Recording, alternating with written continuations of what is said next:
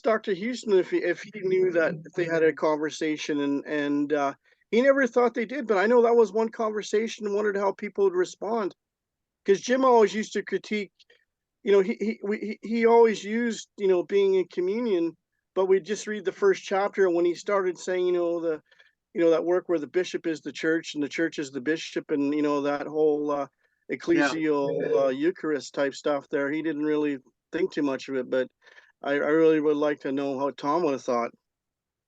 Well, Tom did certainly know him. I mean, the reason Zizioulas was able to come to the UK was because of Torrance. So there certainly was a conversation. There was a point of departure as well, and that was somewhat over kind of the politics within Orthodoxy. There was somebody that TF thought was better for a particular position. I can't remember which one it was, but he felt that Zizioulas was not as orthodox as this other Orthodox person, and the other person did better kind of theological thinking.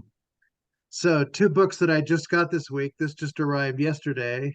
Yeah. Ontology. So that's on Zizioulas's ontology, and then this one arrived the day before.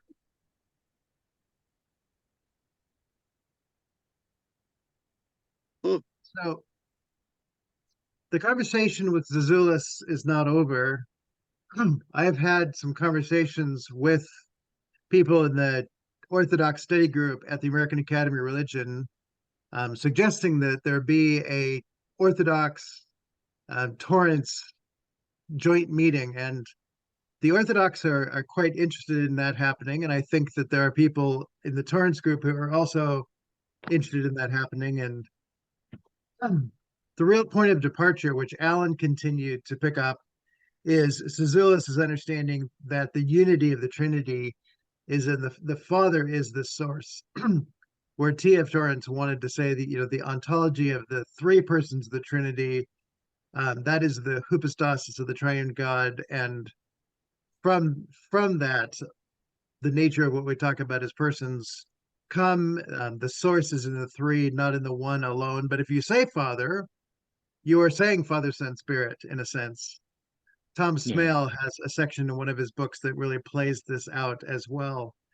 So Alan Torrance, in his work, has continued that conversation with Zizioulas's work, and this book particularly takes on Alan Torrance as one who has contended for an understanding of. I didn't see who's the author of the Freedom The of author God. of that is Dario Chiappetti. I don't know him, but he is the presbyter in the Roman Catholic Archdiocese of Florence. His research interests include Trinitarian theology, especially in its ontological foundations in the Eastern perspectives, as well as anthropology and Franciscan theology. A former architect, he is also interested in the relationship between liturgy and architecture. So a bit of a diverse kind of a thinker. To say, T.F. Torrance was clearly interested in the relationship between Eastern Orthodoxy and contemporary Trinitarian theology. J.B. Torrance, when I took his class at Fuller Seminary, one of our textbooks was Being as Communion.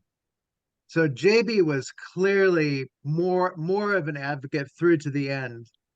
And so to say JB was really interested in the life of the church and its understanding of who we are as those who are created as relational beings.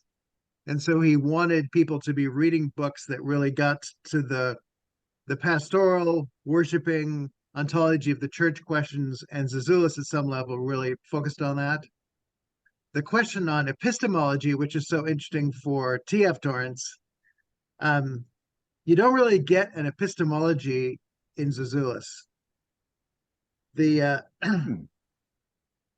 are several places where the phrase the personalist Trinitarian ontology, Zizioulas was happy to use the word personalist and communion without kind of justifying his methodology on how he came up with those terms. And so people like Lewis Ayres and Stephen Holmes basically dismissed Zizioulas for buying into contemporary French personalist thinking, taking their thought and building a theology on it. And in some ways, Zizioulas doesn't deny that. He's not as pointed. He wants to say, well, that's what the Cappadocians were saying all along. But there's a kind of a blurring of the lines in a way that Torrance doesn't like. He wants clear scientific reasoning and logic to get you to where it is that you end up. So to say Zizioulas is first of all a thinker of the church, and so he wants to know that we have the God who we come to, who through the Eucharist, by the nature of being a Eucharistic community with an episkopos, i.e., a priest, we enter into the communion with the God who exists in communion. And so the language that Zizioulas is all inclined towards is going to be the life of the church, with a theology that sustains that. The nature of his works on creation, Zizioulas does have some works on ecotheology, the nature of being involved as those who care for the world. But his argument in getting there, again, doesn't start where Torrance would start and doesn't end in a sense. I mean, Torrance was I don't know of anything that was kind of concerned for eco-theology in his work. Whereas for Zizioulas, the nature of being a community who lives in the world that God creates, we care for it. So again, the question of to what degree his thinking really arises from a theological base, or it's arising from a concern for what it means to be the church in the world, caring for the world that God creates in a way that, again, is echoing maybe contemporary thought in the same way that his personalistic thought echoes contemporary thought. And so to say they really diverged paths when it came to methodology of where do you begin and how do you come up with the conclusions that you do, the footnotes that Jason Sexton has in his books that relate to Eastern Orthodoxy, there are two places where he talks about Torrance's concern that Zizioulas was defaulting to a form of existentialism or a personalism in a way that was tipping its hat, shall we say, to modern philosophies in a way that TF just couldn't go along with that. So there was a methodological divergence, and TF kind of quit standing behind him and promoting him, though JB never stopped. Well, my question there with Zizioulas and Tom, because we keep going back and focusing on how important, with Bart, how important Jesus as the mediator of knowledge, of true knowledge of God, because he's both God and man. So he's able to authentically represent both sides and be the means of communication, the revelation that sticks with us. But Yeah. we're because I've looked at Zizoulas's thesis there about the bishop and the church and how that stuff goes. That really creates a serious problem with his understanding, because with Tom's thesis on the loss of grace in the 2nd century, Ignatius and this whole idea with trying to protect the truth against the Gnostics really eclipsed the mediation of Christ and the loss of the meaning of grace, because grace is there in his theology, but it's not as clear as how it's mediated, and it doesn't really have the substantial personhood of Christ himself as the priest after the order of Melchizedek. I think because that's what's been on my heart the last while. I've been doing a lot of research on Melchizedek, both in some of the Dead Sea Scrolls and some of the thinking, like that loss of Melchizedek order and understanding Jesus as the priest, that continues on forever. Because I was just reading Hebrews the other day, and I was shocked to find where seated at the right hand side of the throne, when you see that in all of Paul's New Testament letters, it's the enthronement of the king. In Hebrews, it's the enthronement of the priest. And I never noticed the distinction he made. We forget about that so much, and of this priest, this continuing priesthood role that is what holds everything together, this man who truly is worshiping in the heavenly temple. Yeah. And you're talking ontology there. And so to say, the nature of Eastern Orthodox theology and its understanding of worship, you enter into an Orthodox worship service, and the question of, kind of Western concerns of logic and all that are not so much at play. You're entering into the experience with a community who, by virtue of partaking in Eucharist, identifies with the whole of the body of Christ, which participates in the eschaton, being the heavenlies, so that all churches everywhere are sharing in an ontological life of worship, meaning we're connected through Jesus, who sits in the heavens and brings us together into a common life. Um, Orthodox theology is very focused on worship. To say that for Torrance, Polanyi and McMurray represent two sides of the question of epistemology and ontology. There's a clear sense in which Polanyi is the epistemological person who wants to give a reason for theology being the exercise of a community who explores the nature of reality, which Torrance is really wanting to use that with the whole Polanyian indwelling and all that. But Polanyi was never that much into the ontology of a person or the ontology of the church. And so the whole nature of what it is that Torrance got from Polanyi was almost entirely epistemology, whereas John Zizioulas, with his the 2-volume work, The Form of the Personal, um, to say onto-relational is just another way of saying the form of the personal. And so John McMurray is the one who gave Torrance really the whole sense of ontology that, as a Christian, says that the nature of what it means to be a people who know that we exist in relationship for relationship, that Jesus is the one who reveals that to us, and the end goal of humanity is to live in these loving relationships. The word friendship is the word that he particularly uses, and to disillusion people from the vision that life is figuring out how to make it work for yourself. And that was what McMurray said in 1961 in his autobiography, is that his whole life is trying to break people out of this isolated, Cartesian, self-focused way of being, and to have them get a sense that we really do exist in relationships, and our philosophy and political systems are all fracturing that. So Zizioulas falls on the McMurray side, which my doctorate was John McMurray, John Zizioulas, and Karl Barth on the nature of personhood. And so to say, in some ways, because of the way McMurray approached that question philosophically, he really began with the person of Jesus. He grew up in a Christian home. Much of what McMurray did really came from intuitions that were deeply biblical and theological. And so when he became a philosopher, he was still depending upon much of his Christian roots and thinking. My critique of Zizioulas is because he took on contemporary forms of existential thinking, i.e., personalism, he really begins with a philosophy and tries to, and develops out of that his theological thinking on the nature of being as communion. So he's a theologian who began with philosophy, where McMurray is a philosopher who began with theology. But Torrance is really the blend of both of them. He needs both of them, and he resists those pieces that don't comply to the overarching vision that T.F. Torrance really has, that brings together epistemology and ontology. That to resist the dualism of the modern world means you have to resist both. So Zizioulas never quite got the epistemology piece that would imply good scientific thinking. And so he was never going to quite just give him a pass on that and say, well, the Trinity being in communion, yep, that's good.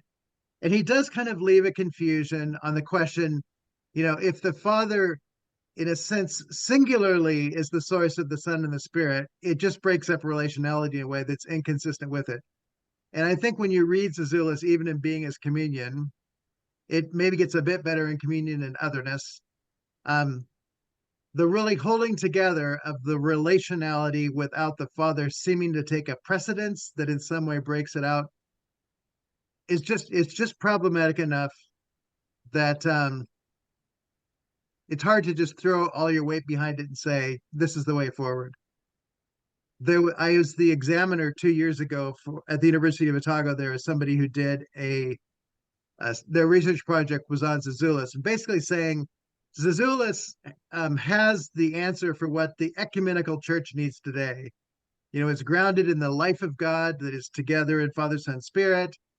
The nature of the Eucharist. He didn't quite answer my questions in his Viva on our Protestants, particularly invited into the Orthodox communion, the Eucharist, in such a way that there is an openness there. So the fact that he avoided it instead of embracing it would say that Zizioulas himself was not able to break out of Eastern Orthodoxy's sense of still being the original church, the church to which we should look, that the earthly manifestation of the organization of Orthodoxy has a kind of a dominance that Roman Catholicism also has somewhat of a sense of limitation on inviting people into the Eucharist. And so to say that the nature of what it is that Zizioulas is doing and others who have attempted to bridge the gap through the Eucharist, the theology of really getting Father, Son, Spirit, who truly do, in a Torrance kind of way, say, Christ has died for all. Christ has come to you. Christ has spoken. He's called you his own. Come, eat, and drink, because what he did is what mattered. What your quote unquote theological orientation is not the issue. It's the one who has loved you, died for you, been raised for you. That has not quite broken through. And one can ask the question, is Torrance understandable enough that people entirely get that? And I think there are people who are articulating that today. The Open Table Conference, I think, is doing a good job of that. I think a lot of what GCI is doing that, though people still don't know GCI enough. And when you say, used to be this and it's becoming that, the story is, I think, actually needs to be told to talk about what it means to go from closed to open, to really invite people in. Some people just don't know. And I think, the question, Ted, when I talked to Michael at the AAR, how do we get the younger generation to feel invited into the life of what Grace Communion International really looks like? Oh, that was Mike Morrison there, Marty. Yeah. So that the whole question, we never want to throw out the creeds or the nature of words like communion and grace. We just need to make sure that when you speak it to a 22-year-old, that they don't just shake their head and that they don't have a sense of being invited in. What is the age group, Ted, of the folks that you meet with before this conversation who don't understand the Trinitarian theology much? I mean, what is that? I mean, what is the character? What's the average age? What's their age and kind of their ability to even enter into the conversation is part of the question, I guess. Well, I think the age is probably an average of about 65, Okay. roughly. And which seems pretty young to me. But how old are you? 71. 71, yeah. I just turned. He brought the median up. Towards last week. That's right. Yeah, I've been a younger group if I hadn't showed up. Yeah. Yeah. I was talking to Marty about this. I've been doing a study on the Trinity using Daryl Johnson's book, Experiencing the Trinity, which is written for a non-academic audience. It's really an excellent book. But have you heard him in person before? No, Gary recommended it to me years ago. Daryl's a great guy. Yeah. He's very dynamic. His persona Passionate, as very well as his passionate. content. But I think he really invites the younger generation in a sense, even though he's not young himself. There is something about the nature of his way of being that doesn't have a feeling of something that borders on being calcified, which, any 22-year-old to break the calcified feeling is going to take, something significant. Well, I suppose so. I wonder how much discussion of the Trinity is going on right now at Osbury. Well, that's a good question. Tom McCall, we've had on here before, has been reporting on it, and he's really pleased with what he's seeing, but he hasn't specifically mentioned that, I guess. But right.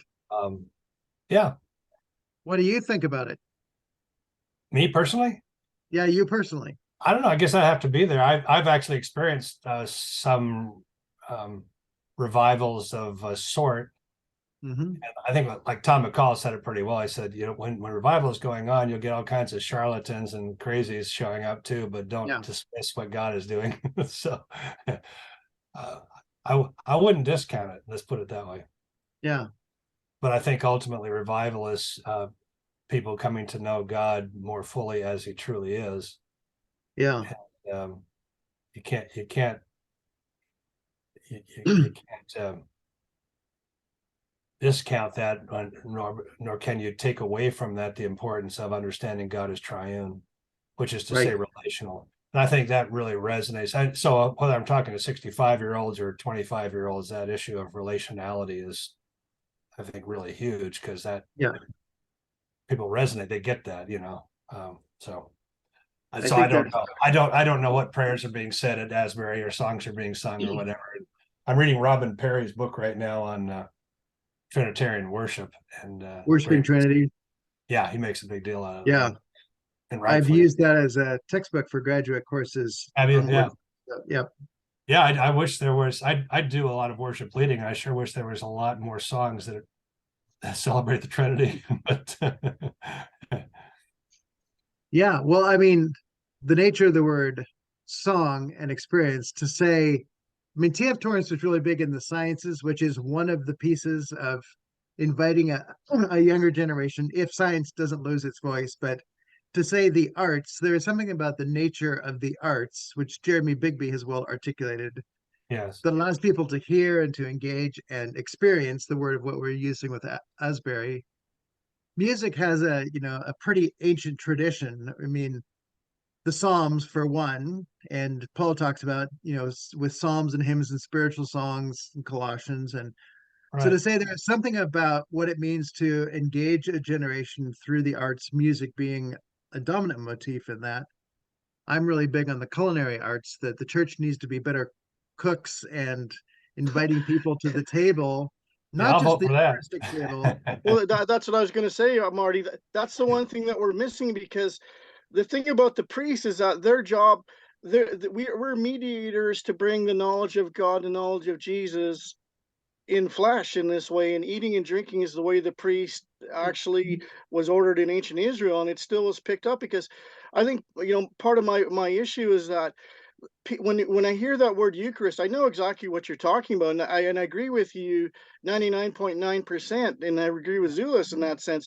But I think the way Eucharist replaced the agape in Peter's language and in Paul's language in the first century church, all this new stuff that's coming up. Bryden gave me that book about the original bishop, and they're going through the understanding of episkopos, Mm. presbytos, and deaconos, and the whole koinonia was all around the meal. It wasn't a leadership thing to boss people around. It was a leadership thing around, Yeah. like Acts 7, to make sure everyone was eating at the meal and everyone was participating in the meal, and that Yeah, eating and meal drinking, I and think. conversation. I think the meal invites the conversation as well.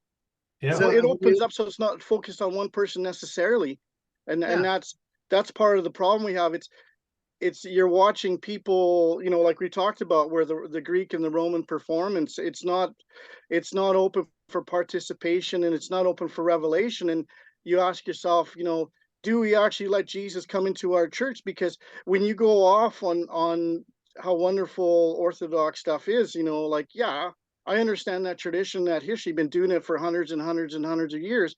You yeah, never ask the question, is this actually what's necessary? yeah. It's what we do, So but is it necessary or the oh, only way? Eddie,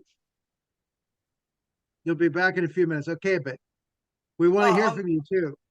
sure. I do have a few thoughts on not so much what Dwayne was talking about. I haven't read a lot of Zizioulas, And that's but okay. that whole question of how we can engage people more, and the visibility of some of these movements like Open Table and Grace Communion and all of that. I think the context in which these movements is happening is really important. Like, there are so many people in all kinds of generations, but so many people who've been burnt out on the legalistic religion Yeah. and have experienced, oppression and subjugation in denominations that are hierarchical and things like that, and are deconstructing. And a lot of people are deconstructing and not losing their faith, but some are deconstructing and losing their faith. So deconstruction is this really loaded, fraught kind of term for some people. There's also a lot of, doubling down and a call to get back to the basics and whatever, as a reaction to that. And so there's sometimes a hesitancy if you try to start saying, well, look, we're trying to lose some of that religiosity and get back to the relationality. A lot of people, whether of faith or not, aren't necessarily going to know how to hear that, because there are all of these other discourses going on. And so it can look quite threatening. And I think that's one of the reasons why people throw words like universalist around when it comes to, some of the theology that we discuss. So, but I do think that, I'm going to sound really horrible saying it this way, but the younger generations, now that I'm no longer a member of them, the younger generations, like, there's such a craving for community, and certainly in Australia, we're seeing a lot of people, even politically, far more willing to vote for, to vote with their conscience on stuff that benefits society as a whole, rather than just gives them a tax break or whatever. There's that sort of background. And I don't know the extent to which that's happening, in other countries, because they're not my countries, so I have no idea. But I do think that those different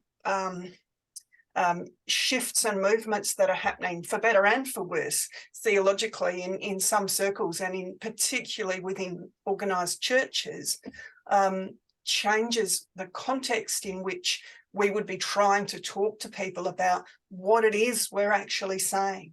I think that probably makes a difference too, and that may make a difference to people's willingness to, attend conferences and start getting involved in things, because everyone's got a platform now, and you don't know whether or not they speak with any level of authority or training or whatever. Everyone can have a platform, and that makes it difficult too, I think.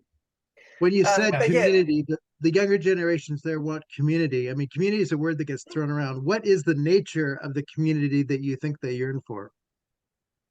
I think it seems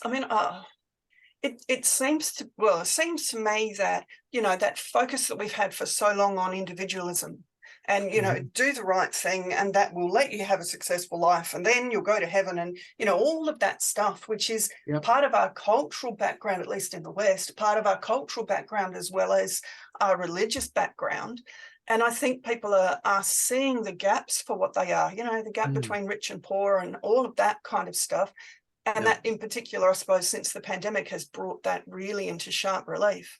But I think just being able to feel as though you are fully known and safe with people and accepted as you are, and that kind of stuff, which of course the gospel speaks to, but Christian is becoming a loaded word in some circles. Evangelical is a loaded word in some circles. People probably wouldn't even know what Orthodox or Neo-Orthodox or any of those other kind of things mean. There's a really important space, I think, that is opening up in terms of people's willingness to hear. But the language that we use in navigating all of that's going to be really important. I think there's some tremendous opportunities for us. And some people are just always going to misunderstand what you say because they're committed to not hearing you, and that's fine. But there's a lot, I think, that's potentially going to go on in that space, including work like Brad's. Thanks for that comment too. It's just disappeared off my screen, but there's a lot that's really helpful that's going on in this space, but we need to be clear about what we do and don't mean in emphasizing things like relationality and the Trinity and so on. Jenny, one thing you mentioned is there are a lot of people licking their wounds from a background in legalism and going through deconstruction. And that's not particularly attractive to people who've never had a background in church. You know what I'm saying? It's kind of like, Yeah. I mean, that's just not something I'm worried about. And so that Yeah. makes it very difficult, because that process of deconstruction is very necessary, but it's kind of an in-house issue versus it is an in-house, purely very much. evangelistic. So that's a challenge. Yeah, I remember your comment. I remember when Baxter was over here once, so it must have been maybe 20 years ago, and my brother came along to hear him, and my brother had no church background whatsoever, and I was trying to coach him on how to understand what Baxter was saying, Right. and all of that with not, So I kind of, so I was talking about, how there'd been pushback in some churches because of, he's not being legalistic. And I was trying to, vaguely do a reasonable job of giving him a bit of an introduction. Okay. And we went outside to chat. I think he still smoked at the time. I can't remember, but we were outside in the break. And he said, I'm so confused. I'm so confused by everything Baxter just said. And I said, oh, okay. So, okay, deep breath. I'll have a go. Let's talk. And he said, and I said, okay, what was it? And he said, why don't they like him? And why is there such a problem? And I said to him, what do you mean? And he said, well, you were explaining about how some people in churches really struggle with this and find it really threatening. What in what he just said would anybody have a problem with? Like, I don't get it. Yeah. And because he didn't have that church background. So yeah. Well, yeah, so that's it's the thing. difficult to talk to two audiences simultaneously. Let's put it that way. Yeah, it's and I mean, this is perhaps where Dwayne's point and Marty's point about we need to sit down at the table, we need to have the conversation and just get to know people, meet where they're at, all of that. I'm paraphrasing both of you wildly, but is so important, because if it's just the person that's in front of us, and as long as we understand where they're coming from and we can work out what our shared language is around all of this, then, and leave room for the Spirit in all of that, and just build those authentic relationships and show the Trinity as much as talk about, etc. That might cut across some of it. But, I know some people who think that if you say you're deconstructing, it effectively means you're not a Christian. And I mean, I didn't, when I did deconstruct all of this back in the, whenever it was that I first did, I didn't know that what I was doing was deconstructing. All right, my nurse is here. I'm going to need to step out, but I'll be back as soon as I can. Okay, we'll be here. Thanks, Jenny. Thanks for dropping by. Well Good to see said. you. Thank you. We'll look forward to coming back too. So Todd, I want to pick up on your comment, Todd. A few Asbury revival worship songs I've heard have not been very Trinitarian. There are songs that have the Trinity in it, God in three persons, blessed Trinity, which people sing that. The question, are people, in churches who hear the language of the Trinity in the songs, are they getting it? The biggest problem, it's kind of echoing Jenny's concern, there are songs that are, I just want to praise him, there's nothing I want more, where it becomes individualistic, even in a sense, what the song is focusing on is my experience and not a question of the nature of the Trinity. So, I mean, one of my questions is, do we really have good Trinitarian songs out there that are not just kind of doctrine put to music, but that they really invite you into a sense of what it means to be loved by the God who has come to us from the Father, that the Son is speaking to us in endearing and fond ways, and that the Spirit is allowing that to penetrate deep into our being, feeling like I've never belonged like I have in the singing of the songs, is waking up something in me that's been waiting to be spoken to and touched. And are there any songs that do that?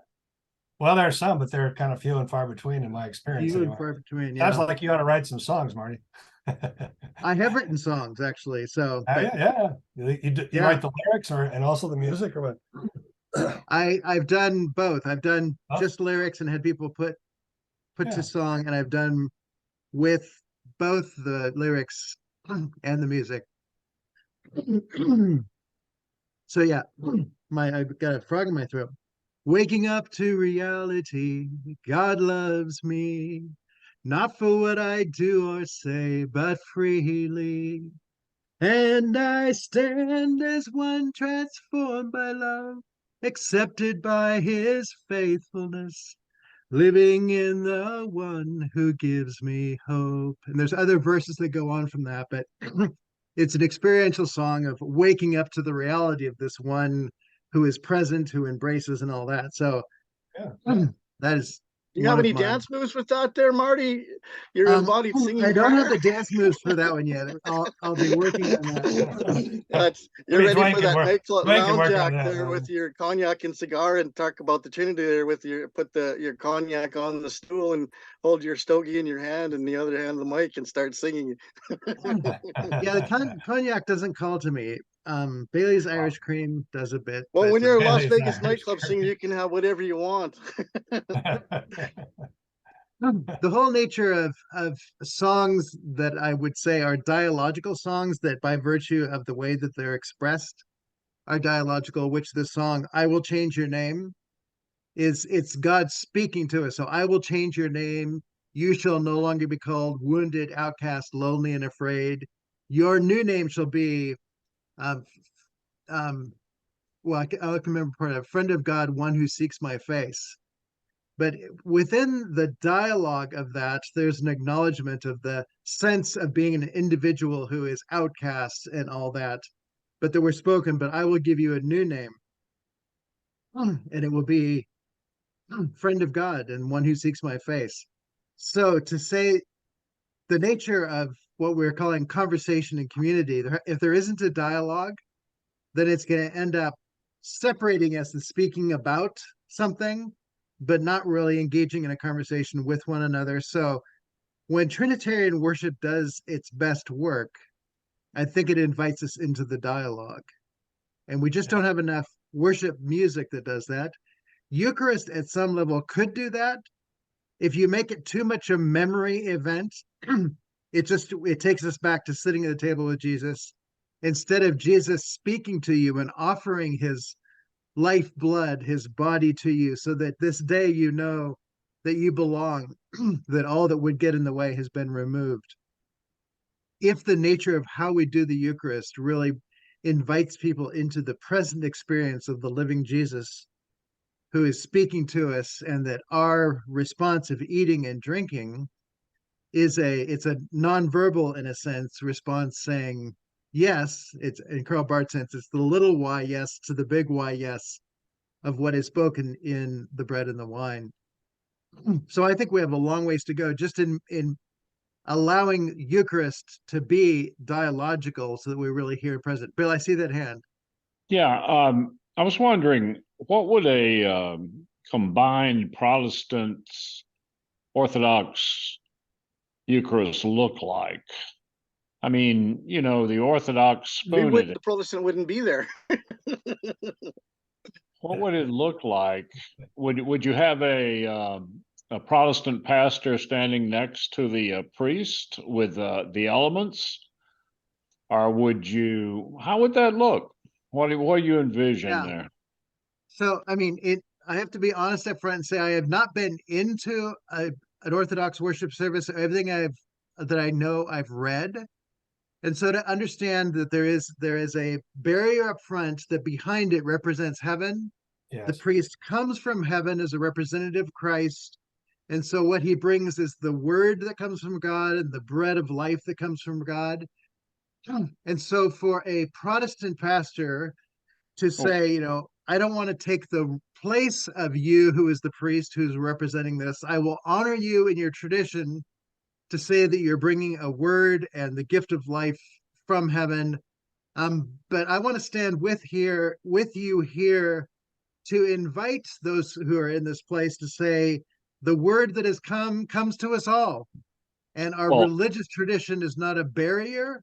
So there would be words spoken both by the Orthodox and by the Protestant representative, so to speak, to say we stand here as recipients of grace, all recipients of grace, even the priest, the Orthodox priest is a recipient of grace, but it's a shared grace, right? In the sense of you sharing in this grace, now the Well, Eucharist is becoming what it's supposed to be.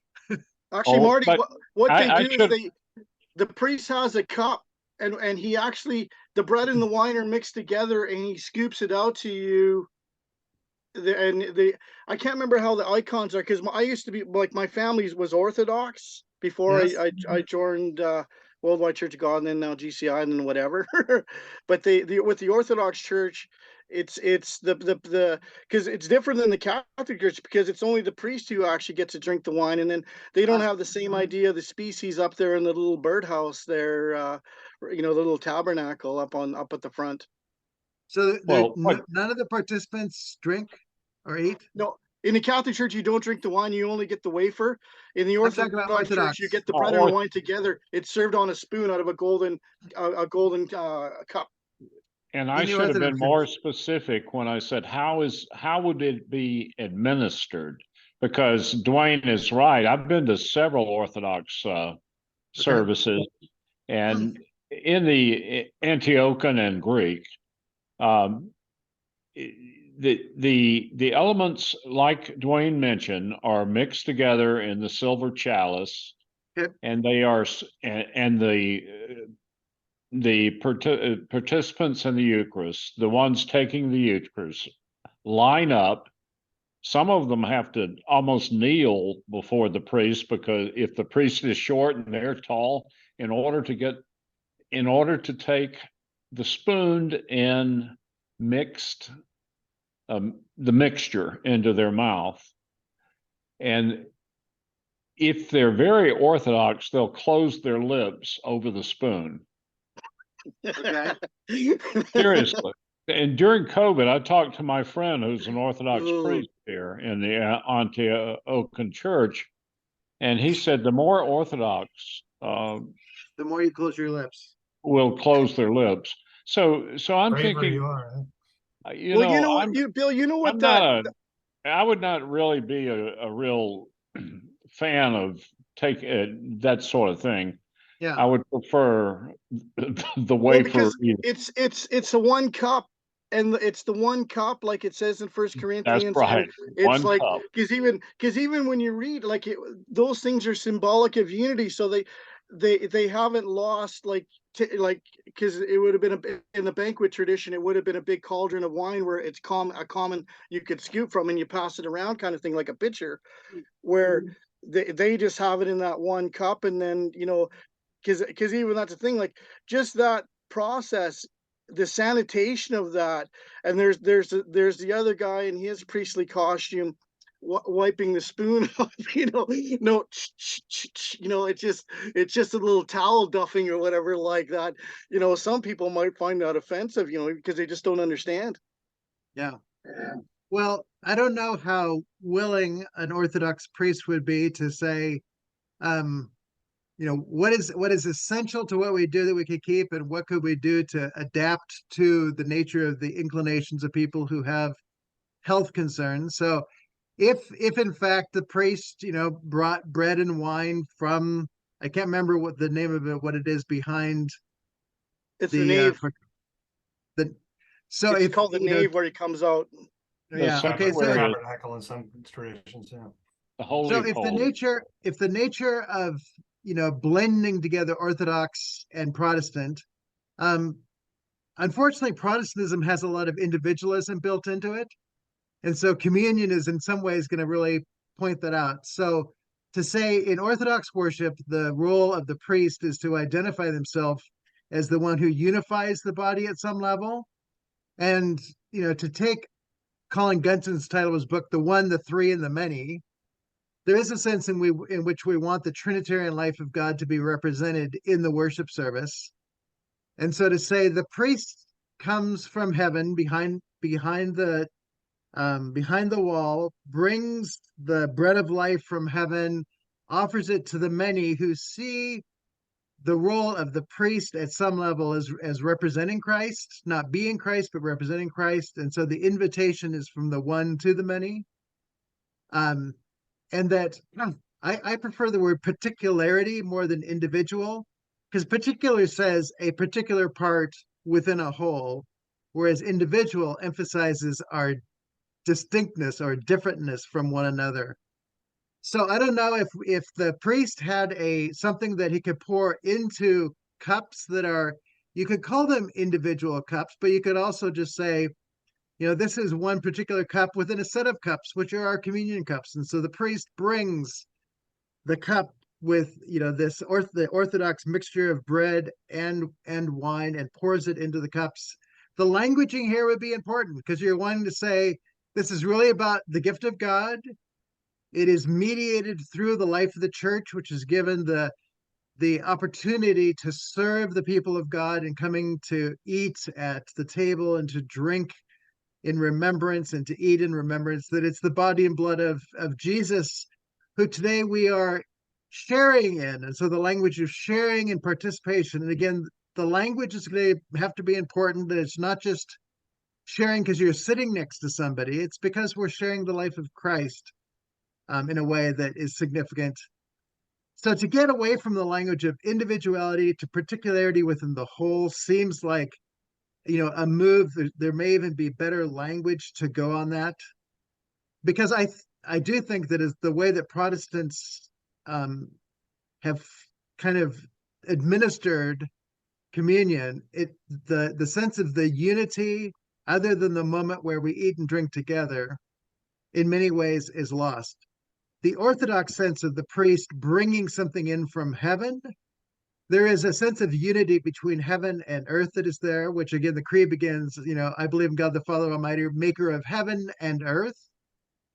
And so there is a sense in which we tend to focus on the earthly dimension so much, that to say, this God comes from heaven, breaks into the earthly sphere and invites us to come and share that which we cannot see. It is the invisible. Christ is the Lord over what is visible and what is invisible. All things hold together in him. And so what does it mean to be a community, not only with those who are sitting here, but with that which we cannot see, and even what we would call the church invisible, which is just everybody we don't see on the earth? It just seems like we have not done all that could be done to bring the theology of the God who is present and offering, the nature of that offering being part of what brings us together as we receive in our particularity.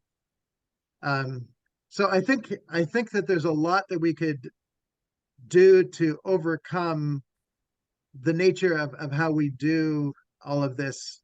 John McMurray once said that, Martin Luther, with the individual interpretation of the Bible, everybody should be able to interpret the Bible for themselves. He said that is the same melody played on a different harp than Descartes' I think, therefore I am. That both of them were a move of Western culture to become individualized in its basic practice. And so I think that the nature of how we practice communion, Eucharist, we still have the work to recognize that there was something gained in not being lost in, I'm thinking of the Borg now in Star Trek terms, the assimilation into the one, which the Catholic Church has in a sense. And there is a sense in which I'm trying to think of the best movie show to have the individualism of everybody doing their own thing. But C.S. Lewis's image of hell, where everybody keeps moving further and further away from themselves, and nothing is really real. The rain goes right through the walls in hell, but there's this sense to them that it's reality, and they have their own space wherever they are out there in the edge of the universe. I just wonder how much we have not really brought together the place that is in between, and that is, the family of God, who know that we are known, beloved, and held together by virtue of the Father, Son, and the Spirit. And then because of that, we recognize each other as brother, sister, without the division of our religious traditions, Protestant, Catholic, and Orthodox. And that it's our belonging to the Christ who brings us into that family by the Spirit. So that I almost wonder if crying out Abba as part of our communion service wouldn't be something, because when the Spirit moves, we cry out Abba, Father, and remember who the Father is, and we're also reminded of who we are. So there's something about the Abba cry that I think could be part of our communion service to re-identify who we are, who we're participating with, and what we're doing. I don't know if we'll Hey, be able to Marty, get that very quickly into you're place. it was Mike Habits and I've been having, and he mentioned this before a number of times when he's discussed, like, you know, there we don't realize it, but it's especially look thinking about Torrance's theology, both James and Tom and David. It's the Last Supper discourses are a Trinitarian grammar of faith, and because the church hasn't focused on that, there's space for discussion. The knowledge of the Father is mediated through the Son by the Spirit, and it's good that this other Paraclete comes, because otherwise, there's this process that God is involved in self-revelation, and because we oversimplify things and we reduce the theology of the Lord's table just the actual act of bread and wine. And what kind of bread is it? Leavened bread. What kind of wine is it? It can't be white wine, it's got to be red wine, all that, or whatever, alcohol, not alcohol, grape juice or whatever. We miss the point of the theology and the discussion that's there, that we're free to do whatever we want in those worship services, as long as we're conveying the truth and worshiping in spirit and in truth. That we have the possibility to change and stop and discuss the Trinitarian grammar, to discuss, cry Abba Father, this love of God that's shed abroad in our hearts. Go and love as he is loved, because that's what his command was on the last night. Love as I have loved you. Like, there's so much theology there, and it's so personal. When you hear the message, then it's got to transmutate itself in such a way so you become this way because Christ is in you. That surely we've seen the love of God and tasted the love of God. Now let's act in the love of God, because God is in us and we're in him. That the correlation in this simple act where you gave me a cup of water, you gave me a piece of bread, you gave me some clothing, you took care of me, all these basic needs that, love isn't some abstraction. It's just helping people get through the day. There's enough trouble for the day, or enough evil in the world for today. Just get through today. Don't worry about tomorrow. Because we're not in the now. Because you're talking about experience the fellowship in the Spirit with the Son now. We can't do it any other time. It can't be in the past. It can't be in the future. Now is the day of your salvation. Now is the communion and fellowship you're enjoying. Now is the time where you don't harden your heart against the sin and let it's in the now that we're missing out all these glorious opportunities. I think that's true. I think that the nature of a Seder worship service, where there's a story that kids are invited into, and they live within the story of, we were in Egypt and we were brought out, and each element of the meal is a participative type thing. I once did a Seder service at Washington Cathedral, where I had somebody in the balcony talking us through as the voice of God. And so we were going through it all, but it wasn't just us doing it. We were being led through it by the voice of the covenant maker. And it made a profound difference in a sense. And I mean, I didn't do the elements in traditional kind of attempting to appeal to tradition. I made them very family oriented. So it was God the Father bringing us to share in the story of his salvation, to bring us to himself, and that there was a part for kids to play and a part for us to all recognize our being bound together in this meal. And I just wonder if, it's also an option not only whether to have wine, alcoholic or not, but it's an option not to have communion at all. And maybe not even once a quarter, and maybe just once a year. So when it becomes not a part of what we do, it becomes just a bit more alien. And so the nature of the Seder is to say, how do we make communion become a participation in the story of what it's about, and not just hearing the words read again, where it seems like far ago and long ago and far away, but that we're living in that story right now. Matt, I see your hand up there. Go for it. Sorry, I'm late to this Marty party here. It's But okay. this is great. And just jumping in, Eucharistic and sacramental renewal is really near and dear to my wife and I's hearts as clergy. And I really benefited from George Hunsinger's book on Eucharistic renewal and ecumenism and that, and his idea of trans-elementation. And I'm still trying to learning about that, but I think the ghost of Zwinglian memorialism still haunts the Presbyterian world, And with all due respect to Zwingli, it doesn't. I don't think that cuts it from the Johannine, testimony. I think there's more there going on, although that certainly is part of it. But I always try to stress the real presence, the real spiritual presence of Yeah. Christ. And that, that is something I've come to understand that people aren't necessarily used to, among Presbyterians. That I have definitely a higher view of it than a lot of Presbyterians do. And I think it's something that's needed, and something that can be recovered, and it has a lot to offer. And it is biblical and true to our theology of Jesus Christ. So Yeah. anyway. Yeah. Well, it's certainly an important piece. And George is somebody who I think is attempting to, point us forward. I make a distinction for people sometimes between physical presence and personal presence. Yeah. And so you may be sitting in a theater next to somebody where you're literally rubbing arms, and to say I'm close to them is true physically, though you may not know them from Adam, right? So closeness can be that, and people kind of want that. And I say, sitting in the same place, I may say to you, who do you think loves you most in the world right now? And people will say things like my mom or my dad is often there, or a particular friend. And well, where are they? Well, they're 5,000 miles away. They're 100 miles away. And I say, do you feel close to them right now? Does the word close make sense? And they say, oh yeah, I feel totally loved by them right now. So to say the nature of physical closeness and personal closeness or presence, we use a physical event of eating and drinking the wine, but I don't think that we bring in the sense of personal presence and personal closeness, Yep. where we are able to make that jump from those who we know aren't sitting next to us, but to say that they are as near and dear and we feel as embraced as is possible by them is something that is suddenly a reality, that they go, yeah, I have no doubt about their love for me and my love for them. And you just reminded it to me by virtue of your question. So it's breaking those categories down.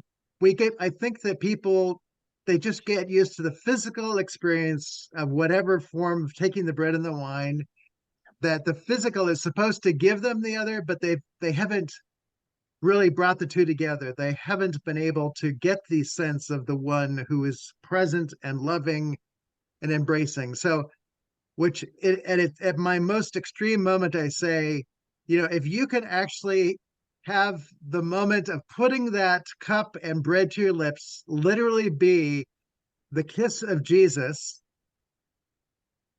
that you let the physical become personal in that moment.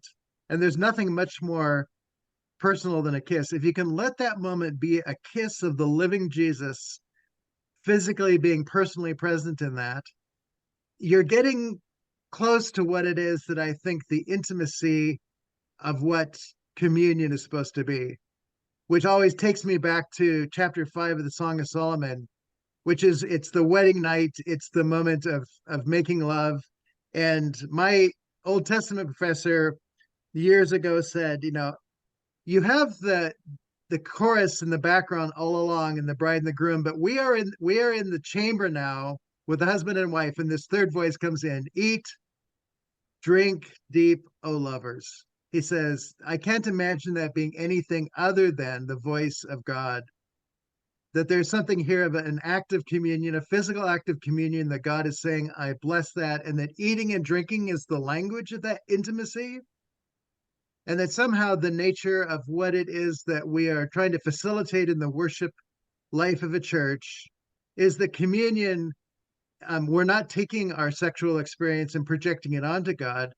The nature of our sexual experience is merely the creator who made all that, who also loves us in ways beyond that, is simply saying, I speak the language of food and physicality, all simply so that you would know my personal presence in a way that beloved, cherished, endeared, all this becomes the language of what it is that comes out of this. And that somehow the word worship, which comes from worthship, worship it's derived from, I think, the Old English worship, that the nature of the worth of you to me in this moment is uncompromised and unequaled.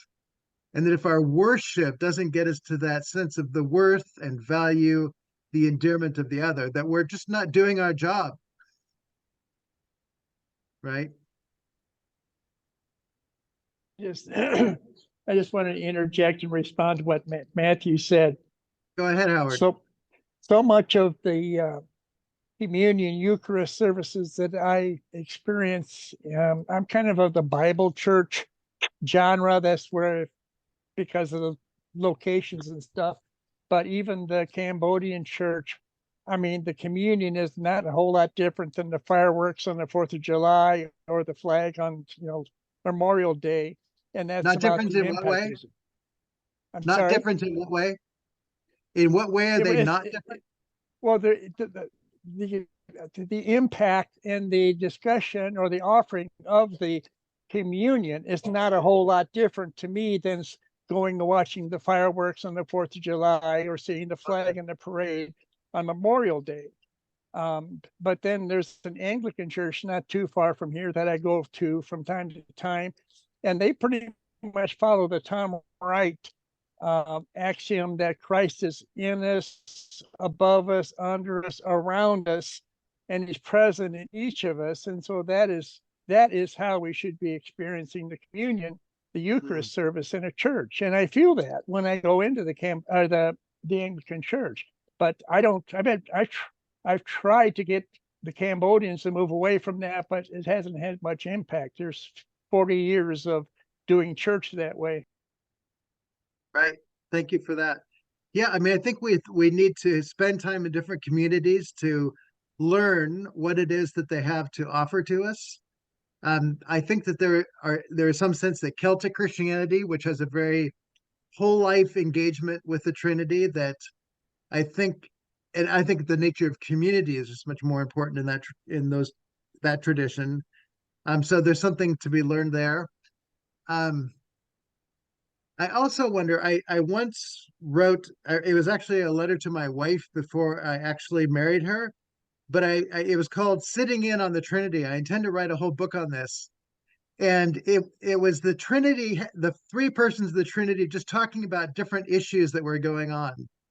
And there's something about hearing the Father saying to the Son, saying to the Spirit, and the Spirit responding about a specific situation in life, or in this case, it would be about the Spirit, the three of them sitting in on a worship service and saying, "Oh no, they're missing this. Oh, there they got it." And just to hear the persons of the Trinity dialoguing about what's happening, there would be a sense of entering into the heart commitment of the Father, the Son, and the Spirit, and what it is that they're bringing to that moment, as well as what they're seeing is missing. That I know it sounds a bit theatrical, and maybe it would require some of that, but I think there's a need to awaken people to all three persons of the Trinity, and that each one of them, in a sense, brings something unique to the experience, and that each one sees things that they love that's happening. And there's also a sense in which they do have a corrective no. It's the no that Bart calls, within a yes, there's always a no. And so it's a little bit like C.S. Lewis's Screwtape Letters, maybe, where you're being shown the other side. It's like, oh no, he's going up and he just thinks he needs to do it, or his family's going to disown him if he doesn't partake of the cup of the wine this morning. He's not invested in what's going on. Oh, she's not taking communion this morning because she thinks I'm divorced and God can never accept me in my divorce state. I'm not worthy to take of this, which I've literally had that conversation with a divorced woman who was sitting there. I said, why are you not going up? Well, I'm divorced, and God can't accept me in that form. And the conversation with her to walk her through that, of the unconditional love that's represented in this meal. And so just to say, there's just such a huge conversation of learning to really hear what it is the Father, the Son, and the Spirit are bringing to what is happening in the experience of communion, that is for many people just not communing. And what does it look like to hear the voices that invite, to hear our complaints, and to hear those addressed, and to say, I get where you would not want that, but And I hear this almost in every situation I go into, those of you who are believers who've made a commitment, come forward. It was J.B. Torrance who said his understanding of Charles Wesley's communion is that he would say, if whether you're committed or not, if you feel the Spirit's calling you forward, this may be for you a transforming sacrament. In other words, if the Spirit is saying, come forward and eat of this, even though you don't understand yet, if the Spirit is nudging you, come forward. Even though you say, I'm not a Christian yet, if the Spirit nudges, follow the nudge, right? And so JB called that a transforming sacrament then. And for me, the sense that if we say, once you are a Christian, which makes it about you, then you can participate in this as the badge of response, that God will respond to your decision. And I'm just going, yeah, what if we flipped it around and we really made it? God has invited you. If you're in this room, you're here today. The Spirit brought you here. And maybe it was your parents that drug you here unwillingly, but beyond that, there is a God who loves you, and this table represents that love for you. And so if you feel the Spirit just saying, you need to know my love, and to come up is just to say, okay, for today at least, I will accept your love, that may be the breaking of the ice, that may be the beginning of the Spirit doing something that goes beyond just having it be something somebody else thinks I should do, and the word may be heard in a way that penetrates to the heart. So anyway. Amen. Just Amen, Marty. Outside the box. Yeah, Marty, I just want to, can I quote a couple things from what Matt was? There it is. There it is. Yeah, George Hunziker. I talked to George about this about 4 or 5 years ago when I saw him at the meeting, and it's a really good book. Like Matt says, he really goes through a lot of the issues, but there's a lot of really good theology, and he really summarizes Tom's understanding in the Melchizedekian way that we participate.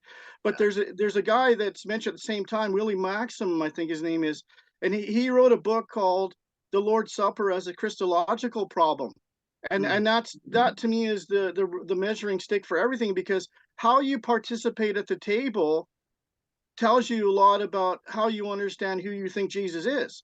It may not be accurate or adequate, but that's where you're starting from, and that's what I hear. It's a Christological problem in that our Christology is wrong. Is that what you're saying? The person. Well, no, yeah. Well, that's his book. He's saying it. That's the title of the book, the Lord's Supper as a Christological Problem. But I'm saying it's. I thought that is like a measuring stick you can use to understand what we're all going through and where we're coming from. It's like these 7 blind guys trying to describe the experience of an elephant. Depending on where you're standing, because everyone has great things to say, but when we all get together, the sum total of our experience is far greater than what Zizioulas could say, or what Tom could say, or what you could say, Marty, or what I can say, because it's everybody's personal experience of the redeemed life that they're participating, and they are crying, Abba, Father, because the Spirit is there.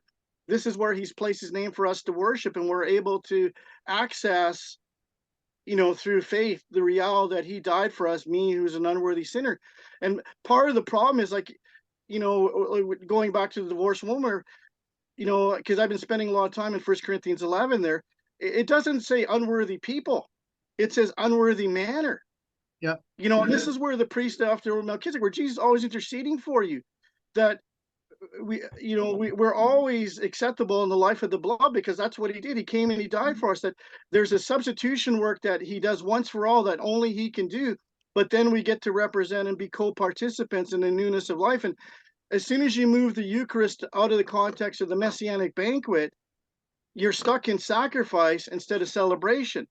And then what also happens, the blinders that you have, even because what the Second Temple Judaism and the contemporaries of Jesus' day, they were expecting the Messianic banquet, eating and drinking with Abraham, Isaac, and Jacob at the end of the age.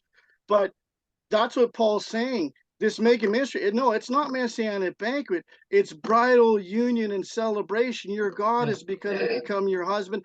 And now it's not the God up on the mountain who's a blaze of fire and glory. It's this man, Jesus, a one whom no one desires. And he's, and one who was marred more than any other man. This is the one who paid the price for bridal union.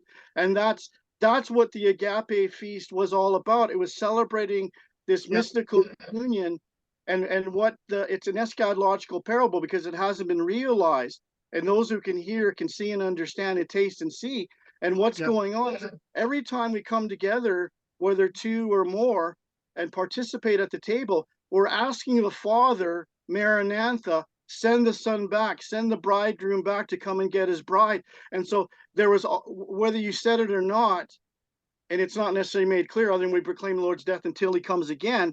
It's this until he comes again, and all the hope and expectation that we have that his word is sure, and that this reality of bridal union is actually going to take place.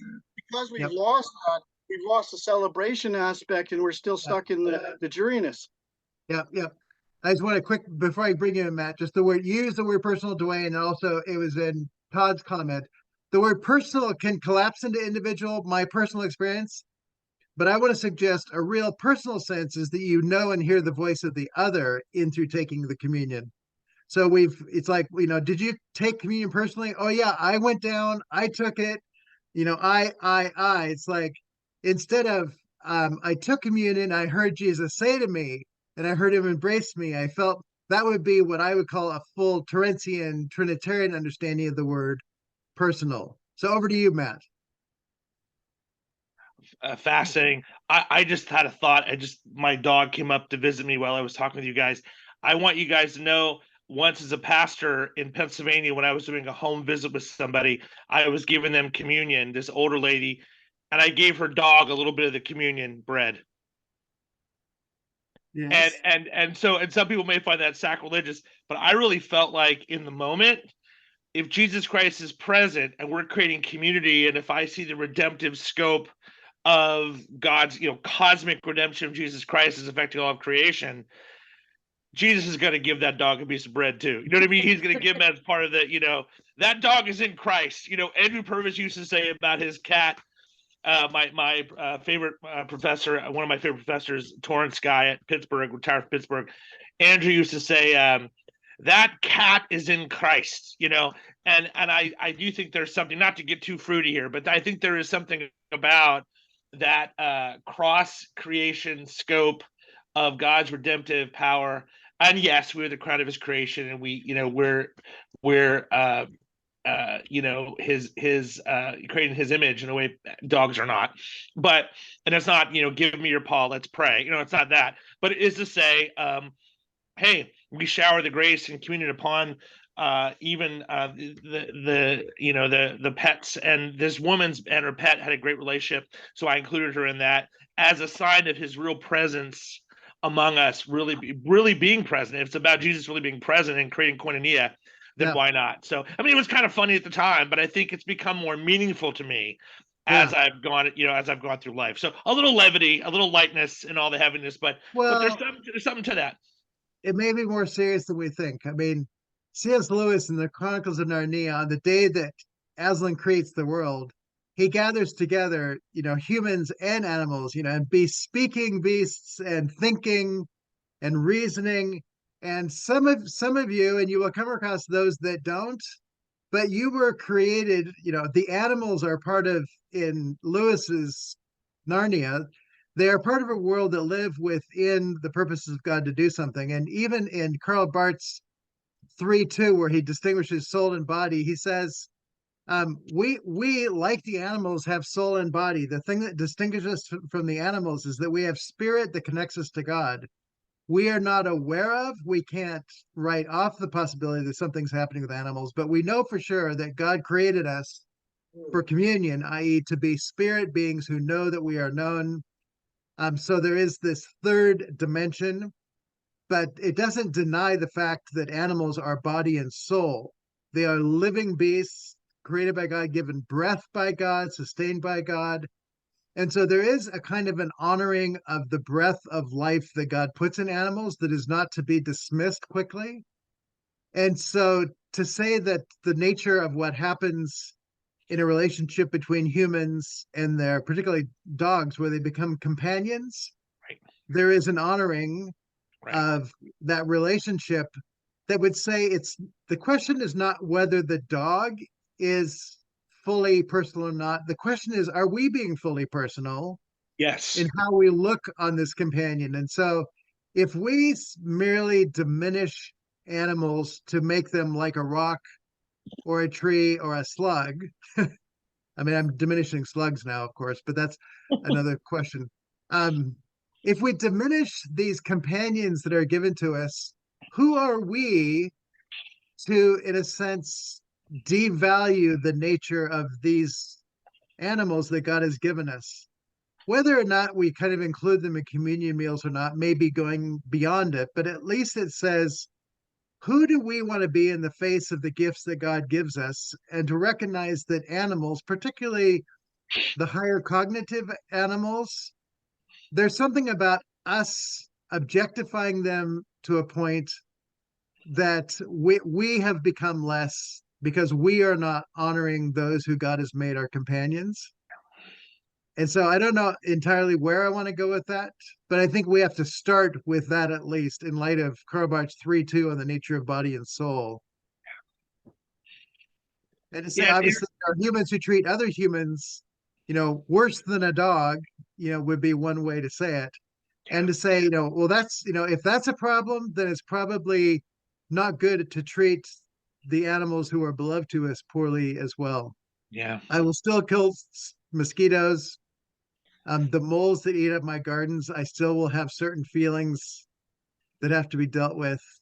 So, Right. I mean, there are certainly things to be worked out there, but I think we just need to broaden the conversation within the question of who are we in relating to God's world, which again, 3:2 is a large discussion of I believe in God the Father Almighty, maker of heaven and earth, which includes, he says, humans, but that's not all.